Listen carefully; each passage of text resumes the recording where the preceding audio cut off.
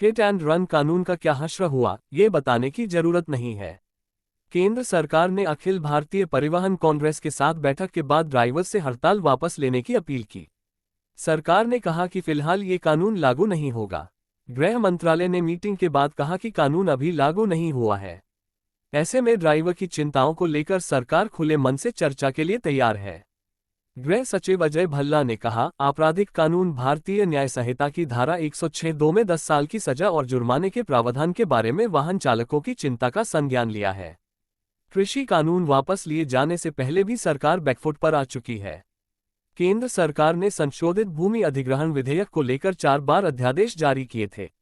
2015 में प्रधानमंत्री नरेंद्र मोदी के नेतृत्व वाली सरकार को फजीहत झेलनी पड़ी थी।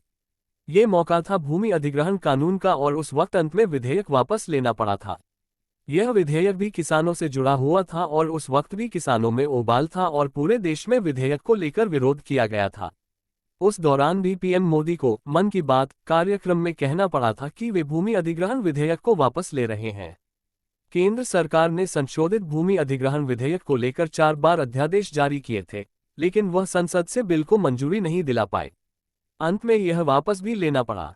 हुआ यूं था कि 2014 में सरकार में आते ही नरेंद्र मोदी सरकार भूमि अधिग्रहण और पुनर्वास में उचित मुआवजा और पारदर्शिता का अधिकार अधिनियम 2013 में संशोधन को लेकर एक अध्यादेश लेकर आई थी। अध्यादेश के जरिए सरकार ने 2013 के कानून में कई बदलाव किए थे। यह अधिनियम यूपीए सरकार का था जो 1 जनवरी 2014 से प्रभावी हो चुका था। यह अधिनियम भूमि अधिग्रहण कानून 1994 के बदले में था जो कई वर्षों से चला आ रहा था। यूपीए का कानून लागू होने के लगभग 1 साल बाद यानी कि 31 दिसंबर 2014 को एनडीए सरकार ने इस कानून में संशोधन का अध्यादेश पारित कर दिया। मोदी सरकार से पहले कांग्रेस सरकार भी ऐसा ही कर चुकी है।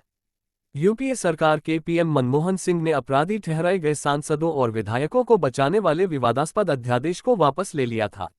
यह अध्यादेश जनप्रतिनिधि कानून से जुड़ा था जिसमें एक अध्यादेश और एक विधेयक था।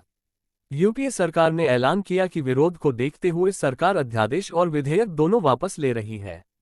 यूपीए सरकार के अध्यादेश में साफ था कि दोषी ठहराए जाने के बावजूद सांसद या विधायक कोर्ट में अपील करने तक अपने पदों पर बने रह सकते हैं।